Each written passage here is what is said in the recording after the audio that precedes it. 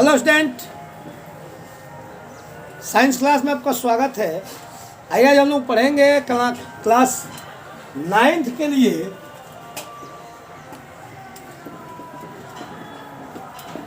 Biology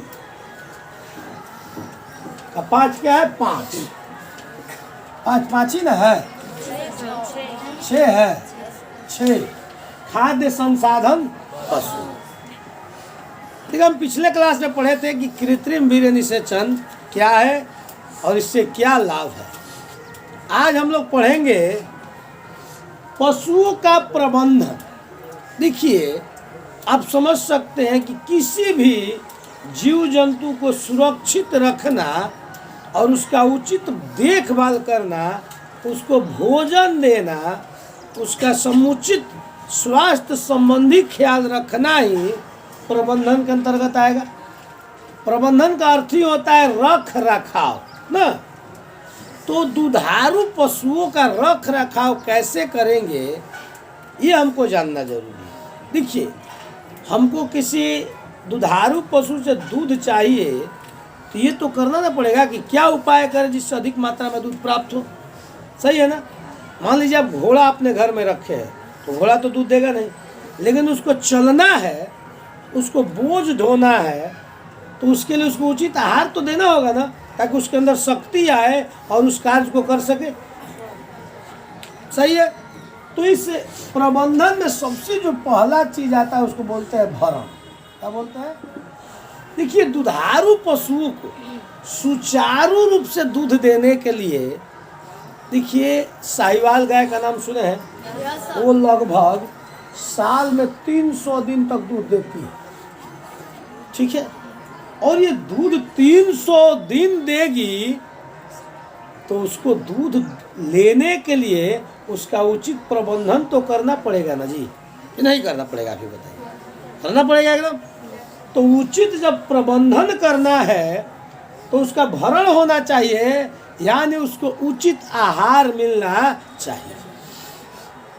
और जो उसका पेट नहीं भरेगा तो क्या उचित दूध देगी? नहीं देगी। इस तरह भी कहा जाता है, आप लोग भी कहते हैं कि भर पेट खाओ ना जी। चाहे कुछ भी मिले उसको क्या करो? भर पेट खाओ। क्यों? क्योंकि पेट में अन्न रहेगा तभी तो मन लगेगा किसी काम को करने में। उसी प्रकार ये जीव जंतु है कि सबसे पहले उसका भरण होना चाहिए, यानी उसका लालन पालन, उसका पोषण बढ़िया ढंग से होनी चाहिए। अब पोषण को करने के लिए हम भरण की तरफ से हमने आपको बताया कि भोजन चाहिए उसको। तो कैसा भोजन चाहिए? देखो, जिसको दूध देना है उसको पौष्टिक भोजन चाहिए ना, विटामिन युक्त भोजन चाहिए ना। तो उस विटामिन युक्त भोजन में सबसे पहला जो आता है ना उसको रुक्षांश बोलते हैं। क्या बोलते हैं? रुक्षांश। देखो, अब रुक्षांश क्या है आता है। देखिए, आप लोग गाय भैंस पाले हैं ना, खुट्टे में बांध देते हैं, उसके आगे इतना पुआल वाला कुट्टी डाल देते हैं, थोड़ा सा हरा घास मिला डाल देते हैं, तो क्या इससे वो दूध देगी ज़्यादा? ये पोषण हुआ उसका? नहीं हुआ। रुक्षांश में क्या होना चाहिए आपको कि उसमें हरा होना चाहिए घास। ठीक है, उसमें ज्वार होना चाहिए, बाजरा होना चाहिए। ज्वार बाजरा लोग उगाते हैं, देखिएगा। जो आप खाते हैं, भुट्टा खाए हैं? भुट्टा देखते हैं लोग रोपते हैं ना जी। और जब देखते हैं ना कि ये नहीं हो रहा है तो जानवरों के लिए क्या करते हैं? काट के उसको क्या कर देते हैं?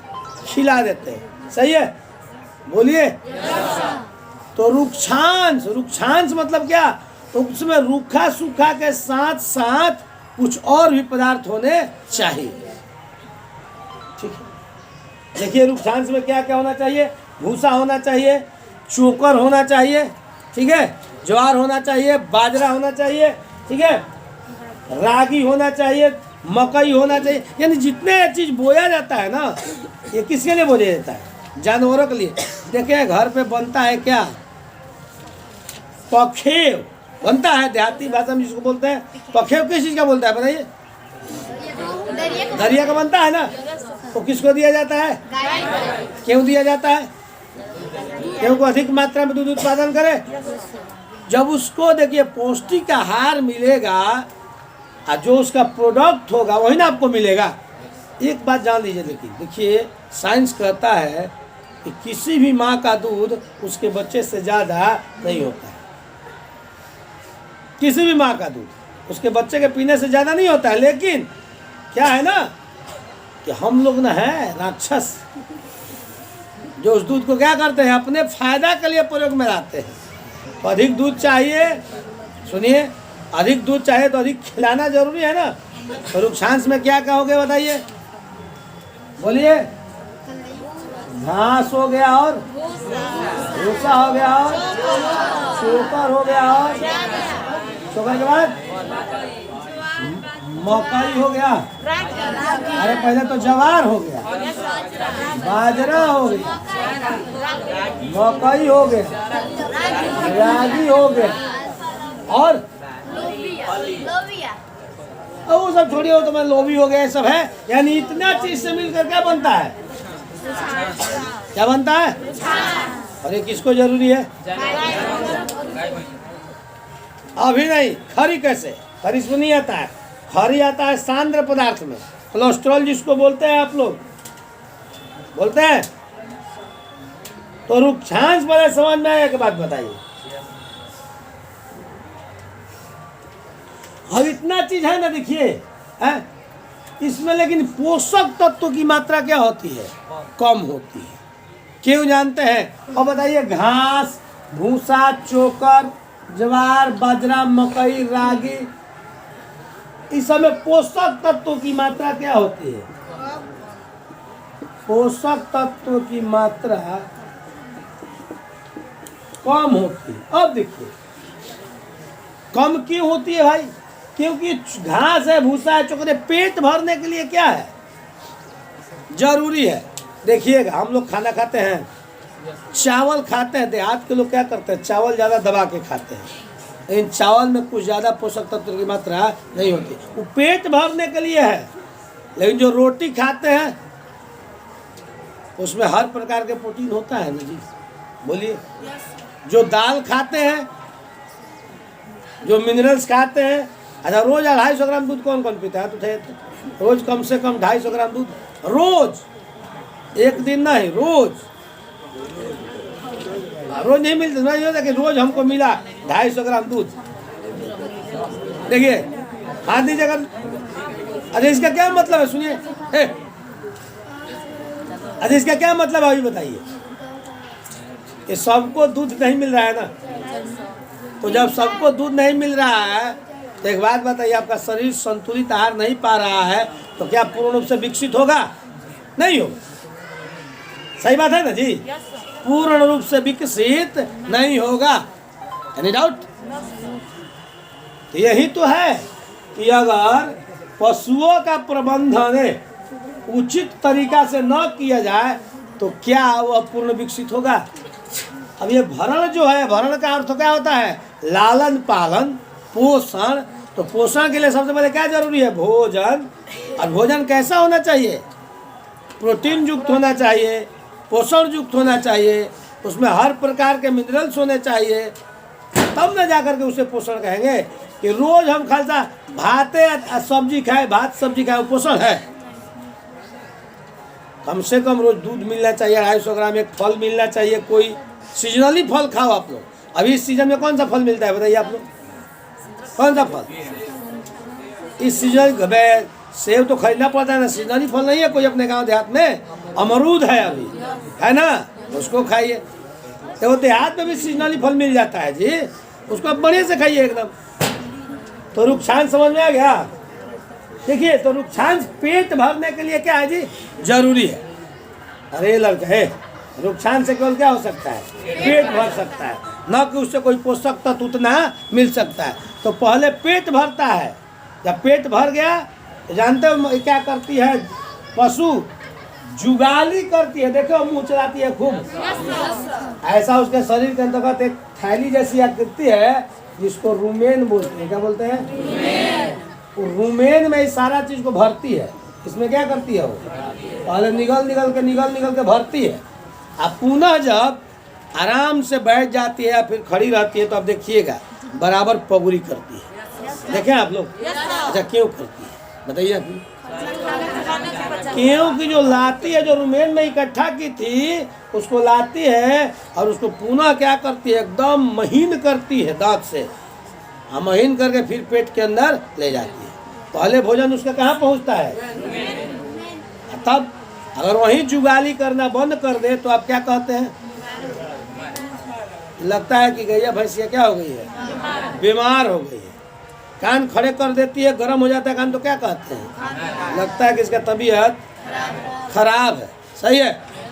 तो रुक्षांश क्या है? इसमें पोषक तत्व की मात्रा कम है, इससे केवल पेट भरता है, और पेट भरने के लिए घास भूसा चोकर। अच्छा, आपको एक बात बताइए, आपको केवल 10 मिठाइयाँ दे दिया जाए तो आप खा तो। तीसरा जो है देखिए, सांद्र पदार्थ। यही देखिए बहुत जरूरी है किसको? जानवरों के लिए। और इसमें रहता है साधारण भाषा में, देहाती भाषा में जिसको बोलते हैं दाना खली। खरी दिया जाता है ना, दाना खरी जिसको आप बोलते हैं, इसमें यानी इसमें प्रोटीन की मात्रा क्या होती है? ज़्यादा होती है, क्योंकि इसमें दाना खरीद दिया जाता है। उसके साथ साथ मकई, ज्वार, उसके बाद चना, उसके बाद रागी, ठीक है, ये सब चीज़ इसको इसमें दिया जाता है। सांद्र इसके पहले हमने रुक्षांश में आपको बताया कि पेट भरने के लिए दिया जाता है। यानी ये जो है सांद्र पदार्थ, ये पौष्टिक है, पौष्टिक आहार है। इसमें प्रोटीन होता है, पोषक तत्व होता है, जिसको दाना खरी कहते हैं साधारण भाषा में। और उसमें क्या होता है दाना खरी, बताइए?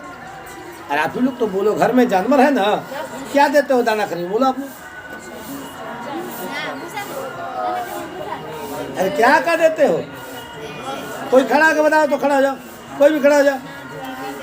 अच्छा, किसके घर पशुपालन होता है? तो हाथ उठाओ तो इतने पशुपालन, बस इतना ही लोग घर जी। पशु भी गायब होने लगा, तुमसे घर पशुपालन नहीं होता है?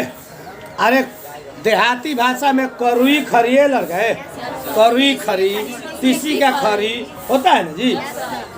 उसमें थोड़ा चना डाल दिया, थोड़ा कपास का बीज, तिलहन का बीज नहीं डाल दिया जाता है, सब मिला के दिया जाता है। क्यों? ताकि उसको पौष्टिक आहार बढ़िया से मिल सके। ये जानते हो दैनिक कितना चाहिए उसको? 4 से 5। ठीक है। इस सांद्र पदार्थ के बाद है पेयजल। पेयजल तो जरूरी चीज है ना। ये कितना चाहिए? 27 से 36 लीटर तक रोज। एक ऊँट देखे, ऊँट एक बार में 40 लीटर पानी पी जाता है। एक सांस में से लगाएगा मुंह, 40 लीटर पानी उसको चाहिए। जानते हैं कहें? क्योंकि उसको रेगिस्तान में न रहना है, ऐसा अनुकूलन है उसका शरीर। और 40 लीटर पानी रखने के लिए जगह नहीं है, थैली नहीं है, वो पीता है और शरीर के अंग अंग तक उसको पहुंचा देता है। सोचिए, कुबर देखा उसका कुबर, इसमें भोजन को संग्रहित करता है, वसा युक्त भोजन को संग्रहित करता है। तो उसको चलाने वाला समझ जाता है, जैसे जैसे भोजन करता है तो कुबर फैल जाता है, उठ जाता है। देखिए कुबर ऐसे होता है, देखिए ऐसे, ये कुबर में अपना भोजन क्या करता है? संग्रहित करता है, वसा युक्त, ऐसा युक्त वसा युक्त भोजन डालता है, रेगिस्तान में चलता है। ठीक है। जैसे जैसे कुबर पचकता जाता है ना, तो जो इसको चलाता है उसको जान जाता है कि लगता है कि अब इसको भोजन की ज़रूरत है, तो पैरों का फिर उसको भोजन दे देता है। और एक सांस में, एक घूंट में 40 लीटर पानी पी लेता है। और उस पानी को रखने का इसके अंदर जगह नहीं है, शरीर के अंग अंग तक क्या करता है? फैला देता है। और जानते हैं कि कितना मूत्र का स्राव करता है दिन भर में? आधा लीटर खर्च। बताइए, 40 लीटर पानी पीता है, कितना मूत्र त्याग करता है? मात्र आधा लीटर, क्योंकि इसके अंदर मूत्र की थैली नहीं है। और हम सब में क्या है? मूत्र की थैली है। हम लोग अगर 4 से 5 लीटर पानी पी लें तब सोचिए कि कितना मूत्र त्याग करते हैं। 4 से 5 लीटर पानी पीते भी नहीं है कोई। 4 से 5 लीटर कहाँ पानी पी रहे हो ठंडा में?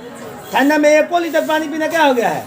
मुश्किल हो गया। लेकिन नहीं, उचित स्वस्थ रहना है ना, तो जैसे जानवर को 27 से 36 लीटर रोज पानी चाहिए, आपको भी 4 से 5 लीटर रोज क्या चाहिए? पानी चाहिए। ठीक है। अब ऊँट को ही देख लीजिए, रेगिस्तान का जहाज इसी तरह नहीं उसको बोलते हैं। रेगिस्तान में रहना है, उसको एक घूंट में 40 लीटर पानी पी जाता है। वसा युक्त भोजन इसमें रखता है। यही नहीं, ऊँट के भाप में, भाप देखे हो ना, ऊँट के भाप में एक ऐसी मतलब कि कई रासायनिक पदार्थ होते हैं जो मारता है ना रेगिस्तान के कांट पर तो तुरंत पक जाता है। अब पक जाता है, उसको आहार के रूप में व्यवहार कर लेता है। 10 तक में पढ़ाएंगे जब इसको तो बताएंगे आप, ठीक है। अब देखिए पेय पदार्थ के बाद हरा चारा। हरा चारा मतलब घास फूस। अभी देखिएगा ज़्यादातर घास फूस रोपा जा रहा है ना जी। तो उसको कितना चाहिए पर डे? 15 से 20 kg। देखते हैं अभी एक मोटरी पूरा आदमी घास काट के लाता है और ला करके क्या करता है, उसको कुटी कल में काटता है और काट करके दोनों टाइम उसको क्या करता है, खिलाता है। तो दोनों टाइम में कितना चाहिए उसको? 15 से 20 kg। यानी पूरे दिन भर का भोजन क्या है? 15 से 20 kg ये है। पानी इतना है। उसके बाद रुक्षांश पदार्थ है 4 से 5 kg। अब पेट भरने के लिए उसको क्या चाहिए बोलिए?